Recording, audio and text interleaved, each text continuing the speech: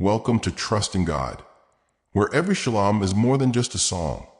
It's a mirror for our hearts and a compass for our faith. In Shaloms 1 to 14, we've traveled through prayers of sorrow, shouts of praise, and cries of desperation. But now in Shalom 15, David shifts to something essential. What kind of life pleases God?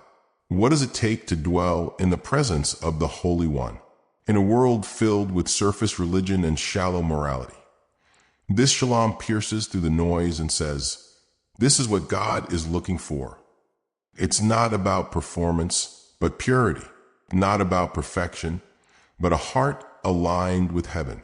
So stay with us as we go verse by verse. And don't forget to like, comment, and subscribe to Trusting God. And if you haven't already, watch Shaloms 1 to 14 and stay tuned. Shalom 16 is next. David opens with a question that should echo in every soul.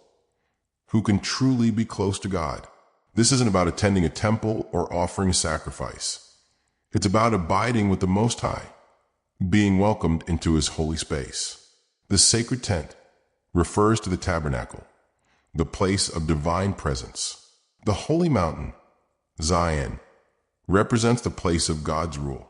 David is not asking who gets to visit God, but who gets to live with Him. Do you long not just to know about God, but to live in His nearness? If your heart says yes, comment, Lord, I want to dwell with you. And don't forget to subscribe to Trusting God for more shaloms. Here, God answers. The person who dwells with Him isn't perfect, but blameless, not without sin, but walking in integrity. This verse reminds us that what matters most is not religious routine, but a life of truth from the inside out.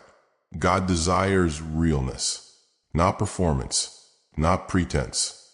Truth spoken from the heart and righteousness lived in daily choices. God is not looking for actors. He's looking for seekers who walk in truth, even when no one is watching. If you value integrity, comment, create in me a clean heart, O God. Our mouths reveal our hearts. Here, David reminds us that a righteous life is not just seen, it's heard. The person close to God guards their speech. They don't tear others down.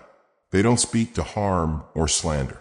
In a world addicted to gossip and online hate, this verse is a radical call to holiness. If we want to dwell with God, we must let His Spirit shape our speech. The holy life includes a holy mouth. If you're praying for a tongue that honors God, like this video and comment, set a guard over my lips, Lord. This verse dives deep into the soul's loyalties. God is watching. What do we honor? What do we applaud? The world may glorify the wicked, but the righteous honor those who fear the Lord. And when it comes to promises, the one who walks with God keeps their word, even when it's painful. They are not flaky, not manipulative, not self-serving. Their yes means yes.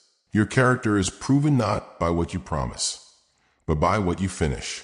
If you value godly integrity, comment, Lord, help me keep my word. Here, David touches on justice and generosity. God cares about how we treat the weak, how we use wealth, and whether we protect the innocent. The person close to God doesn't exploit. They give freely and stand for what's right, even when it costs.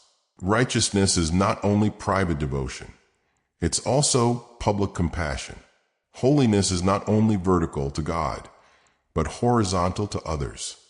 If you want to live a life that defends the vulnerable, comment, use me, Lord, for your justice. This final line is a promise and a foundation. The person who walks this path isn't just accepted by God. They are unshakable. Storms will come, trials will hit, but the life anchored in God's truth and presence will stand firm. Purity may cost you something now, but it gives you a foundation that lasts forever. If you want to be unshakable in your walk with God, comment, make me firm in you, Lord. And don't forget to like, share, and subscribe.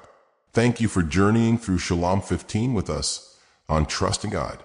Today we saw what it means to live a life that pleases Him, a life of truth, justice, integrity, and reverence. This isn't about earning God's presence. It's about walking in a way that welcomes Him daily into our lives. If this shalom stirred your heart, be sure to like this video. Leave a comment about how God is shaping your character, and subscribe to our channel so you never miss an episode. Catch up on Shaloms 1 to 14, and prepare your heart for Shalom 16, where we find the joy and security of a life fully surrendered to God. Until next time, stay faithful, stay rooted, and always trust in God.